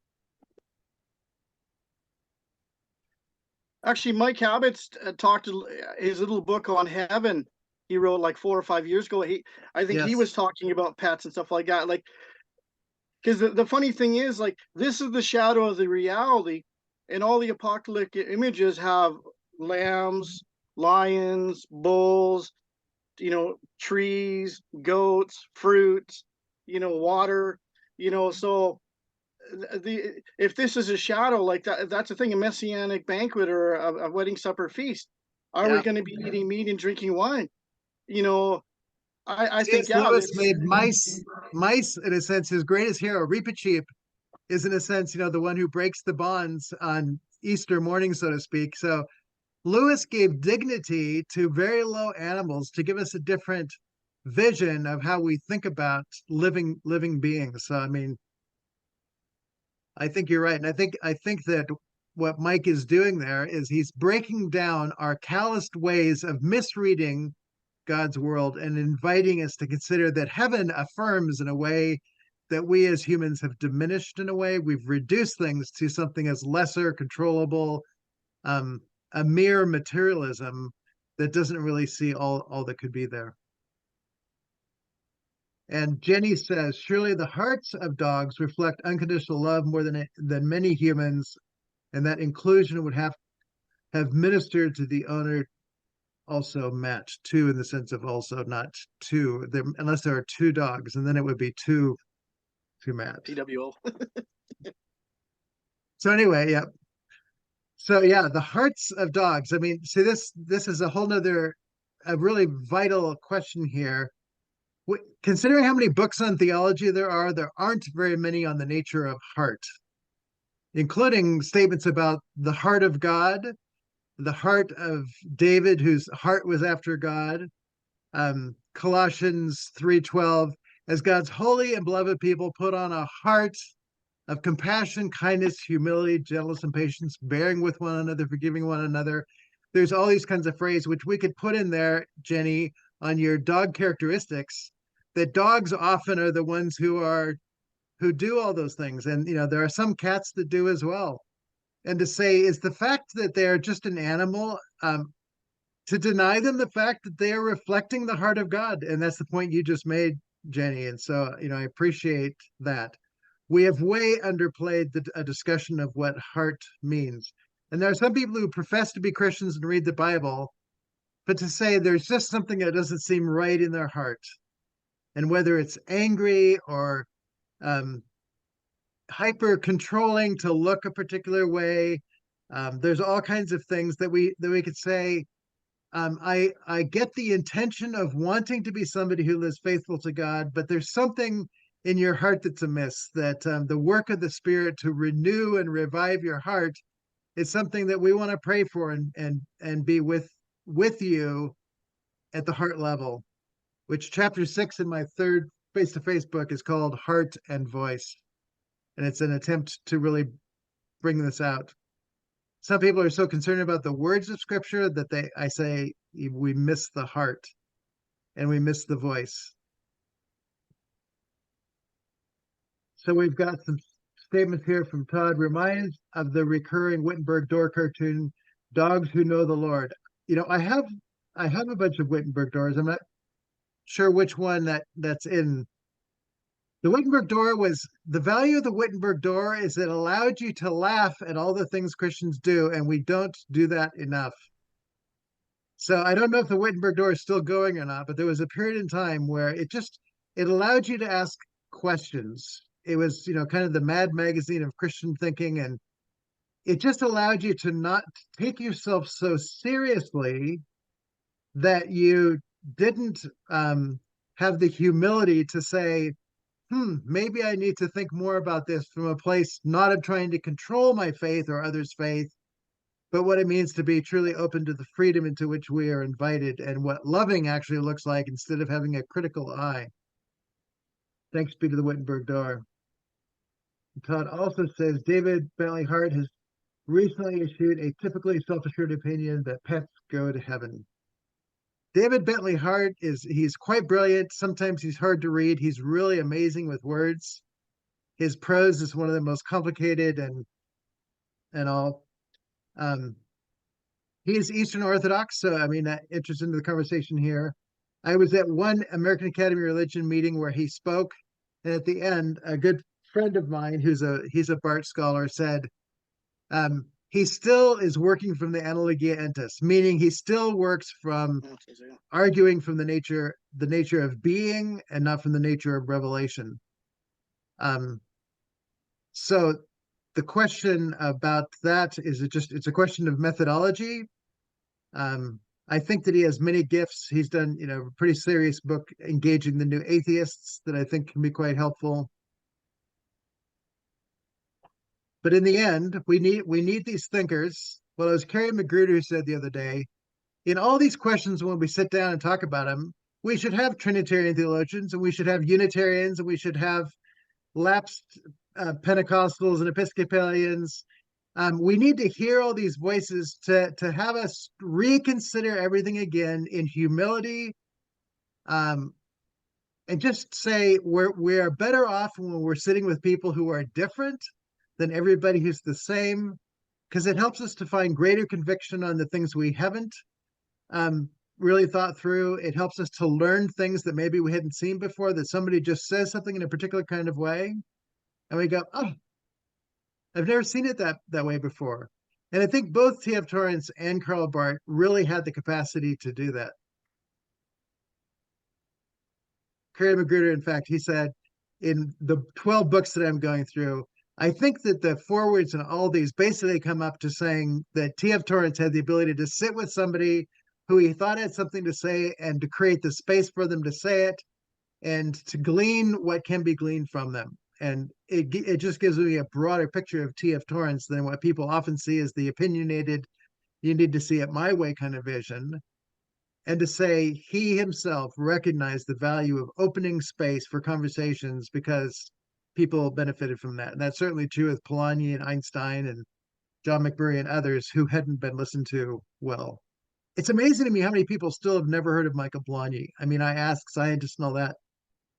Everybody's heard of Einstein. It's 1 in 100 who's heard of Polanyi.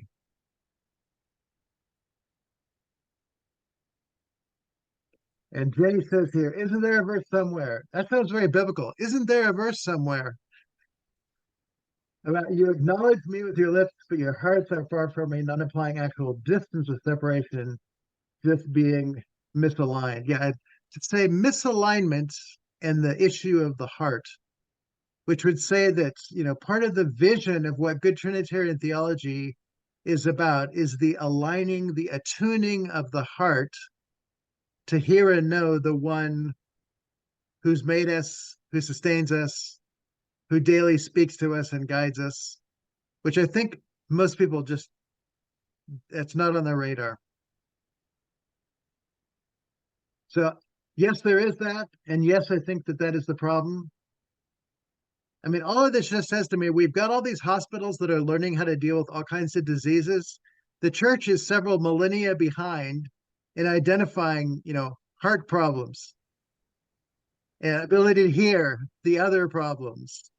And I mean, we could go on and come up with a catalog of just all those things that plague the members of the church from being family, from really loving one another in the way that Dwayne mentioned just a bit earlier, that the call is to be that. And instead of saying, well, that's the call, but we're human and all that, but to say, what would it really take to have a church family who really did love one another because of the life of the Trinity so becoming part of their thinking and being, that they were just, all of the walls were broken down. We can call that deconstruction.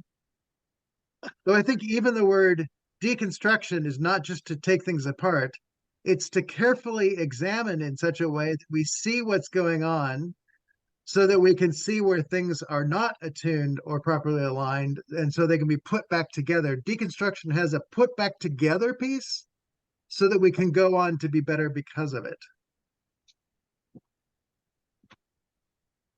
That's how I read deconstruction.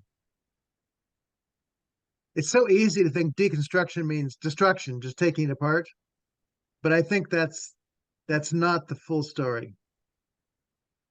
Actually, Marty, I sort of want to bring this idea back, and put the challenge out to folks there, and change our language and think in terms of agape feast instead of Eucharist. Why don't we make it a goal to become a bit more hospitable and invite people to our homes, enjoy the emblems together, the celebration at the Lord's table, and talk about the Trinity. That my mom recently became a Christian here in the last year in her 70s, and so that's what because I don't trust anybody else with her heart or her mind or being I just those crazy people teaching you religion, but it's like this is where teaching your Trinitarian theology at the table and having a chance to have discussion and stuff like that, and the more you rehearse and you realize it's like, yeah, God loves you, He freed you from your sin. Now we can celebrate. Yeah. Well, I not only want to invite people for dinner, I want to invite people to make dinner together and to clean up afterwards together. There is a sense of superiority, inferiority with I'm the cook and you sit and listen to me, versus, hey, you bring this and I'll bring that, and let's find some recipes that we've never made before and let's make them together. That just says, let's share even the making process and let's do something new together. That's your art you were talking about earlier about cooking. We used to do that, inviting people to, because we used to cook for our homeless friends, and because I felt like the most humanizing thing is people on the street and different people coming to an outreach like that, and we had a number of people that changed their lives through that, making friends, and and you couldn't bring your animosity from off the street into where we're eating and drinking. It was a place of safety for people and stuff, and we had different people involved in the cooking, and that's what happens. You get to, everyone's enjoying themselves so much they want to stay and help you with dishes, help clean up, because you don't want to depart that sense of community. It's that piece that Jenny was talking about where people feel accepted. They feel like they belong there, that they're invited, that there's nobody's asking questions about should you be here or not, or are you doing it right? I mean, those are some of the Achilles tendons of our attempts at community today, is that people can still feel all the conditions in the air, right? So it collapses into contract and not covenant in a Trinitarian biblical sense. So Matt says this article series is the best one I found on deconstruction. Matt, tell us what it says. Give us the Yeah. summary. Oh, yeah, sure. I think deconstruction is a pretty hard thing to define. And I think there's a lot of arguments and many different perspectives on this thing. Basically, what's going on, and I'll just, it's trying to define this movement of people that they go over and they hear a sermon at church that says the Bible is inerrant. And then they go home to a YouTube video and they do a search that says, is the Bible inerrant? Bart Ehrman comes up as the first video. And they watch that video. And now their whole life is shattered because now the pastor is a liar. The Bible's not inerrant and Christianity isn't true. Right? And so that's the type of person that is being highly affected by deconstruction. So a better way of describing it, I think, to a different generation might be a crisis of faith. They're going through an extreme crisis, and oftentimes there's like the 5 stages of grief. They're going through that. They're going through anger. They're going through fear. They're going through wondering whether they can trust anybody, because everybody is now a liar, because nobody's told them the truth about whether the Bible is inerrant or not. Right. And so that's the issue, and it's a compounding issue. It's been growing, and it's been getting wider and deeper. And part of the reason is because I think that the church likes to stick to simple answers and compact, complete kind of things that are irrefutable, rather than opening up the door to discussion and dialogue and being honest about things, And I think there's also this lack of understanding on like a basic level, like what is the Bible all about? Like, why do we respect it as a document? Like we can't answer those simple questions. And because of that, this thing is exploding. It's kind of like this underground movement that's affecting thousands and maybe millions of people who are usually young, under 30, but sometimes older people too, because it's a phenomenon that can only happen because of YouTube and Facebook and Google search. Like, I went through a deconstruction when I was about 20, but that was only because I had access to Kierkegaard, Nietzsche, Sartre, Kant. I was reading those books at 18, and and all that kind of stuff. And I went through this massive deconstruction. They're getting pieces of all of these crazy figures in bite-sized sentences, and it's being pushed through the lips of somebody like Bart Ehrman. Yeah. Well, so I mean, there's a crisis of truth. I mean, if we have a pandemic, one can say we have a pandemic of truth. There is a disease of knowing who can be trusted, all the way from God down through the Bible, the church, politicians, policemen, at every level in the United States, at least, and that may be true in Australia as well. The question of, who can we trust? And it is a critical question of, what does it mean to confess Jesus as Lord? At some levels, to say, well, I trust you. And to say, instead of, are you telling the truth? The ultimate theological question is, who is the truth? And there is one answer for that, which Alan Torrance talked about. Big T truth is the person of Jesus Christ. There are many little t truths, but they only have their truth with reference to the big T truth. So if you say something is true and it stands counter to the nature and character of who Jesus is and what Jesus is about, then we would say that's not true in the context of understanding who Jesus is. It may make your business go forward. It may give you control over your life, but it's not true to Jesus. And therefore, whatever it may have truth outside of Jesus, it has a destructive sense of being controlling and managing, and it may feel like what's real, but it's just fear trying to hold on really tight so you don't get swept away. So the Yeah, the crisis of what is truth or who is the truth. I mean, we have some nice, good biblical. I am the way, the truth, and the life that just centers that conversation biblically and says that all of human truths at some level are part of what good science is. This was Michael Polanyi's Society of Explorers. We're all trying to figure out the truth, and none of us have it, none of us own it, but we can be in a conversation so that we become a community, in Jenny's sense of the desire, a community who comes and talks about what's going on in life and who is this Jesus, and how does who he is as the one who loves us and calls us to be for one another and not to live in fear and anxiety and frustration and loneliness. Who is this Jesus as the one who calls us out of the dark and difficult places and allows for us to go forward. And for Jenny, it means that it's seeing the law in the light of the truth and calling those who are abused out of their abuse into the truth of what it means to be treated as a human who is cared for and loved and redeemed in all of that. And that's a call to the truth in a way of being.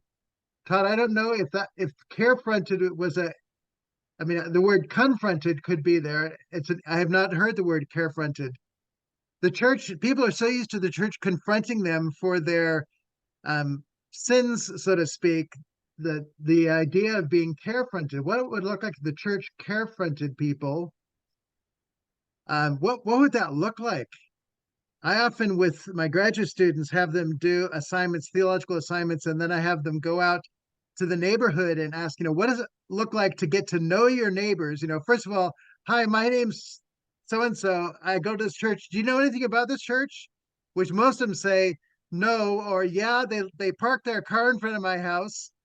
They have no sensitivity to, the impact they're having on me. It's like, oh.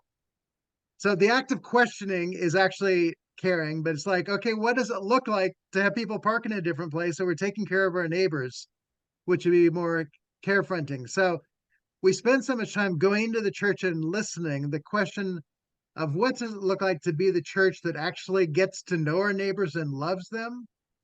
And what kind of a paradigm shift would that bring?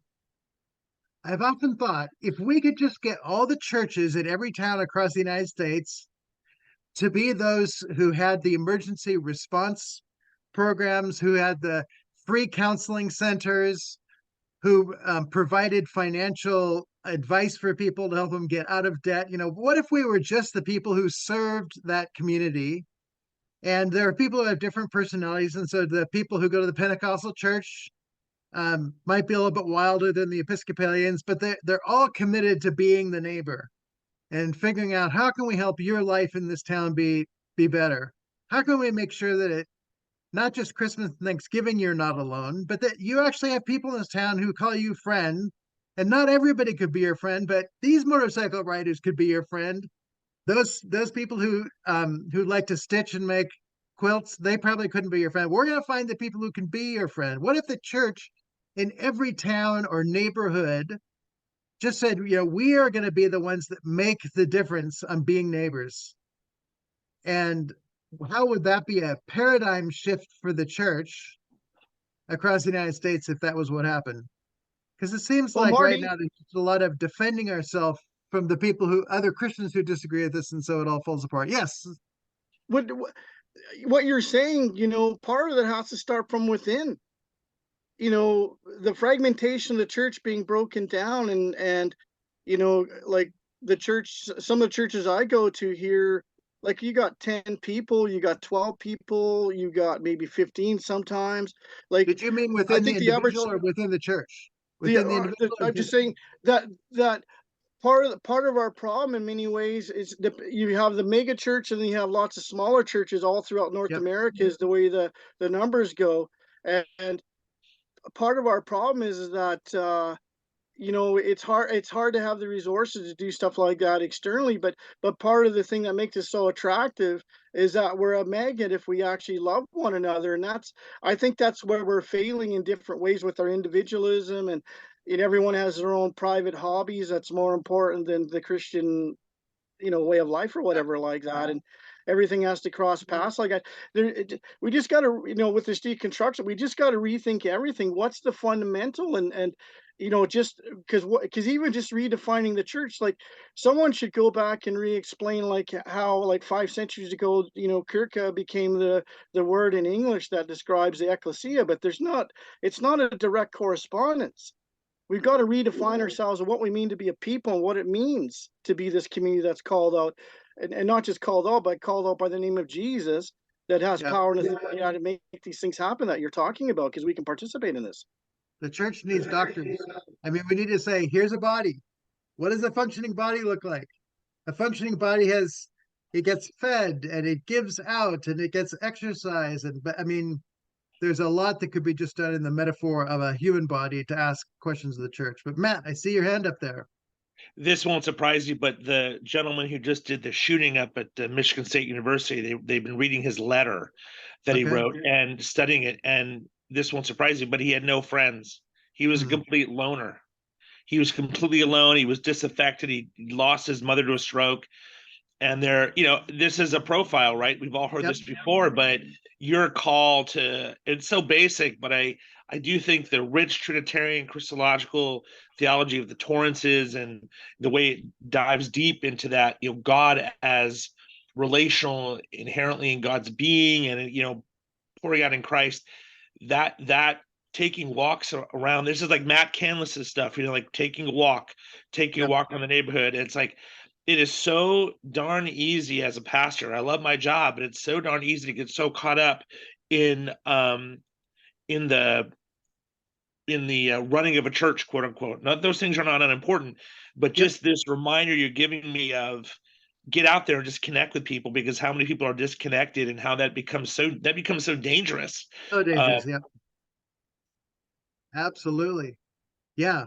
Which you have my article. The first article I ever published, the Trinity and Familia Ecclesiology. And it's just, what if we train pastors, instead of dispensing information, to really understand how to shape a family to both be a family within, but also to be a family in the neighborhood. And the church history is a study of where we've done it well and where we've done it poorly. And studying the Bible is seeing where God has created a family and where they did it well and where they did it poorly. And how do we live in the light of the wisdom that comes? But the whole thing is learning to be those who are catalyst for community in a transforming kind of way.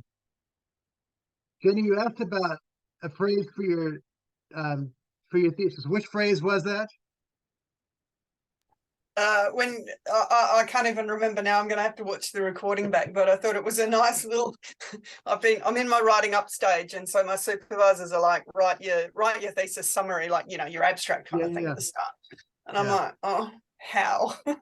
So I just thought it was a nice summary.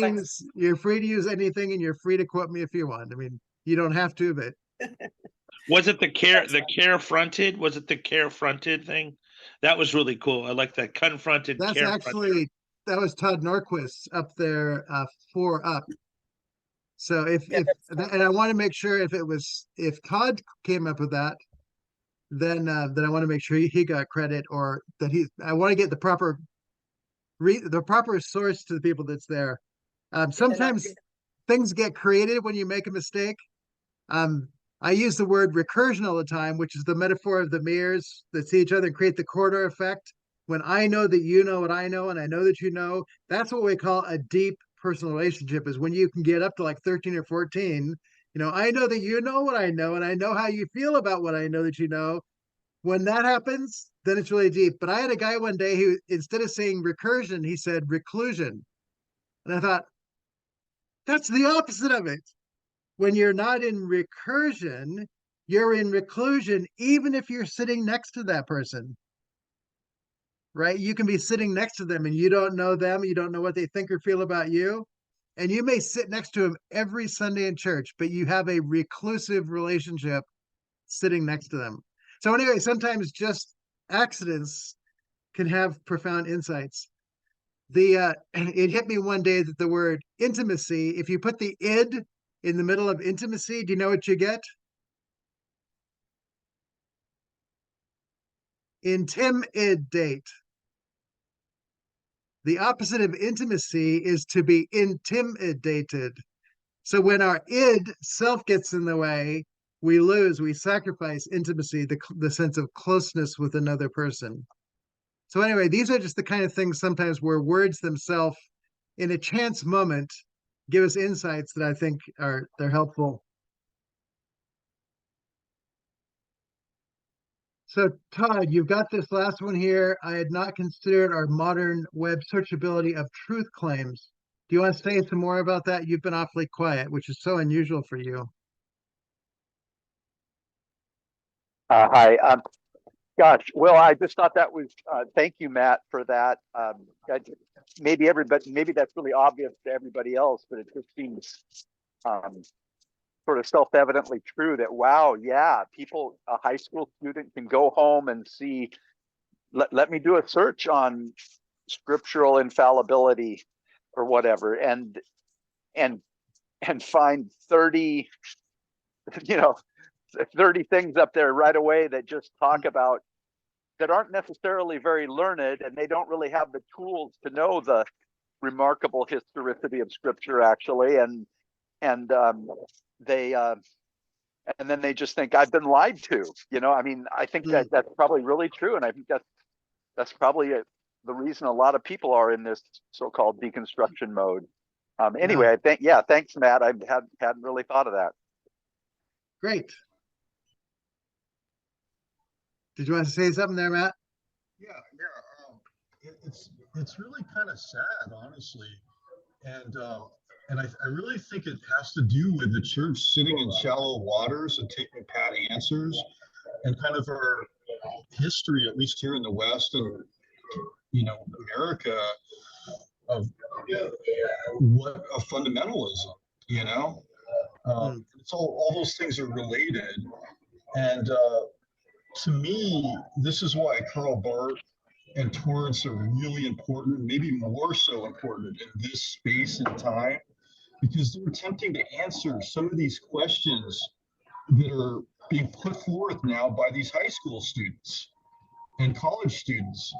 And I see that there's this task of trying to make Torrance and Barth approachable to an average person, because they're coming with answers for these kind of questions that these people are dealing with.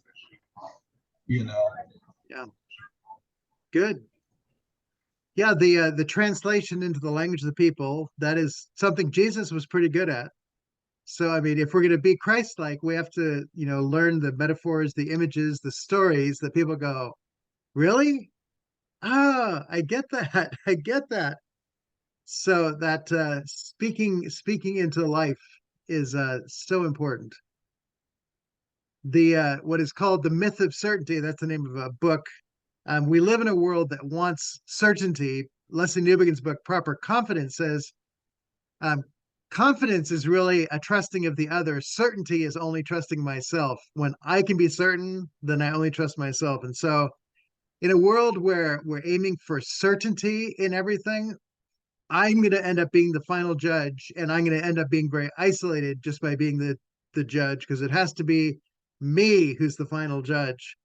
Whereas confidence is we learn that there are people who we do trust. And I think both Barth and Torrance, in their scientific method in theology, say this is a conversation, and we're going to keep putting out things that we are going to talk about, and we don't have to have a certainty that we say, Barth's authoritative or Torrance is authoritative, but to say, they have the best that we've got so far. Let's keep pressing on into the conversation. Let's learn how to live and to speak this.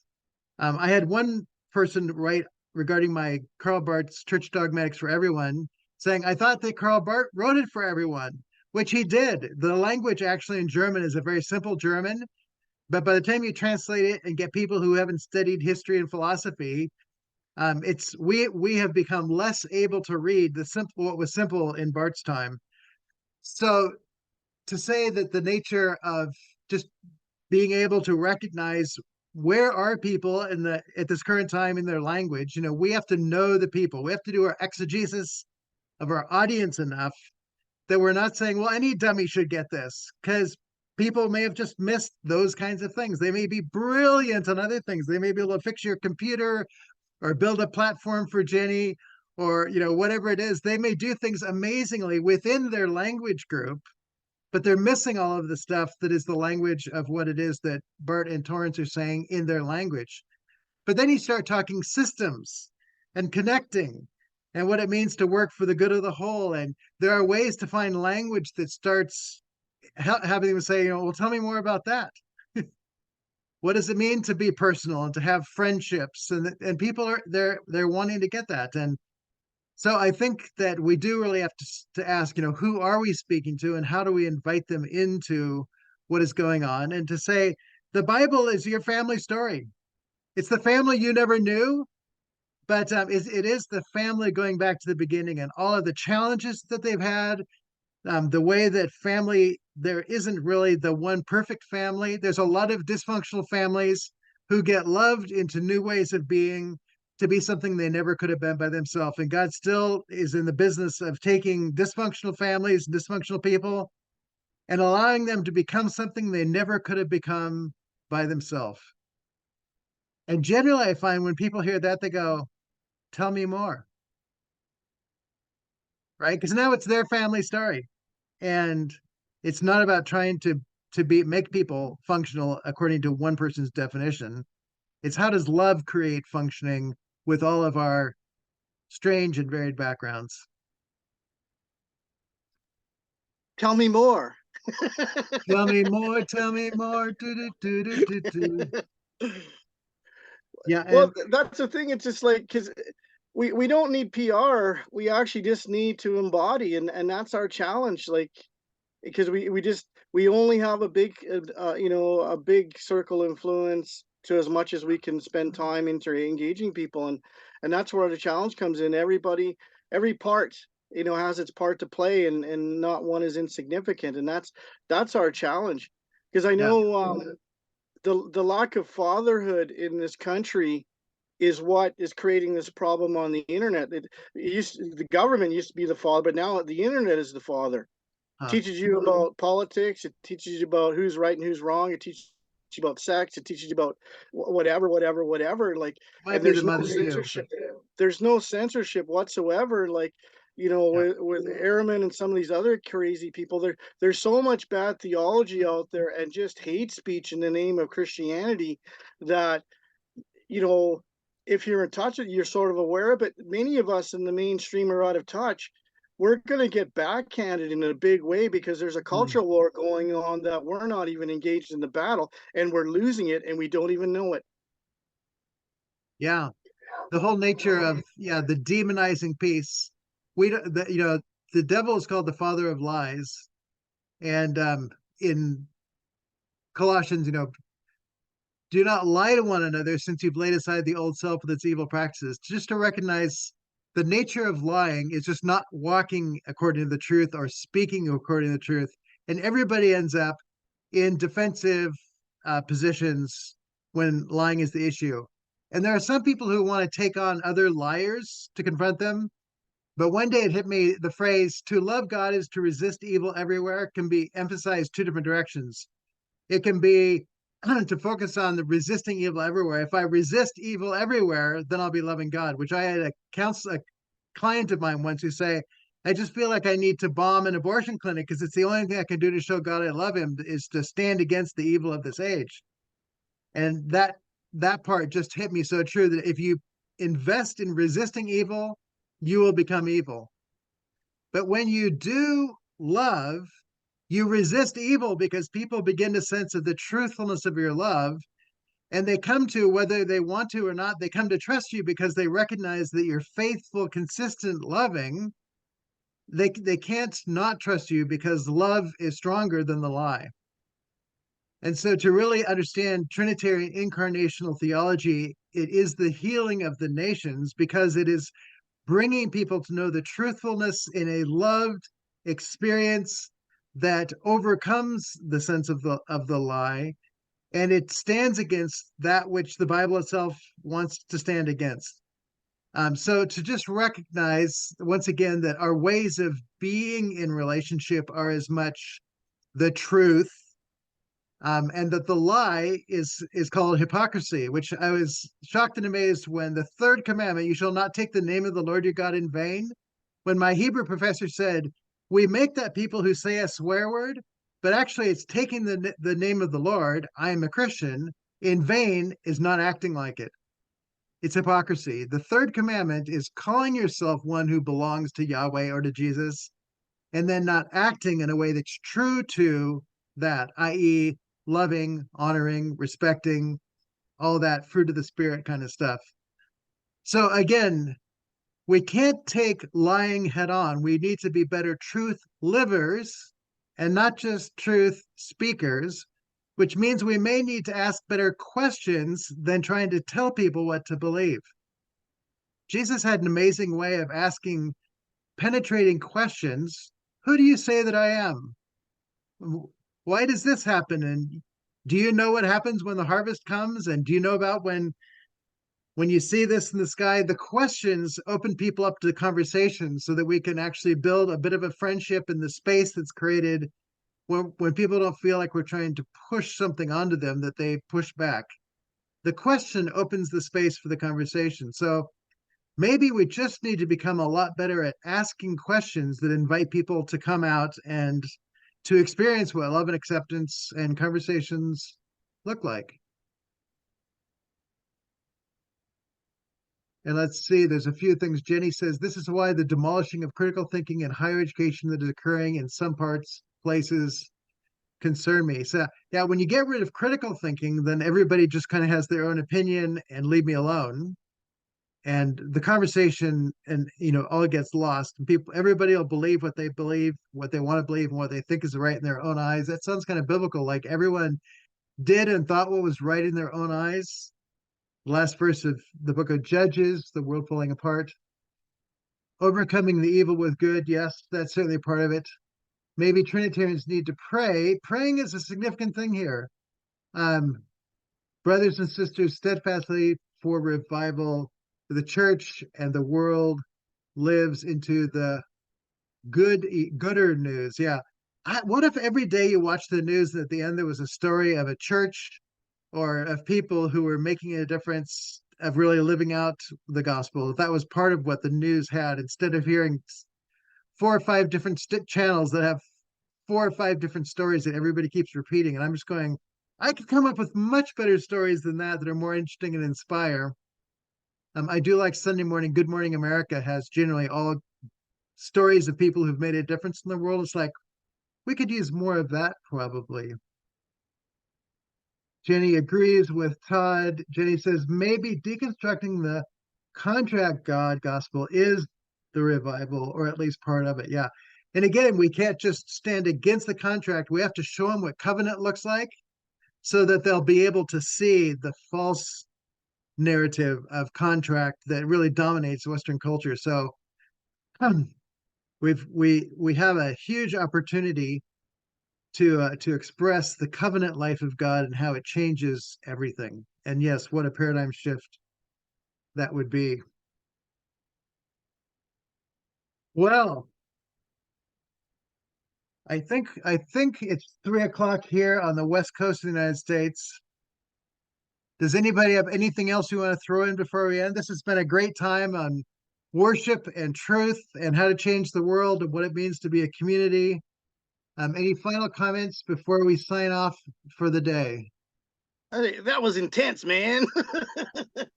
Yes, well, the children of Israel were intense, the tent of meeting in the wilderness. So we're trying to have intense times. Yeah.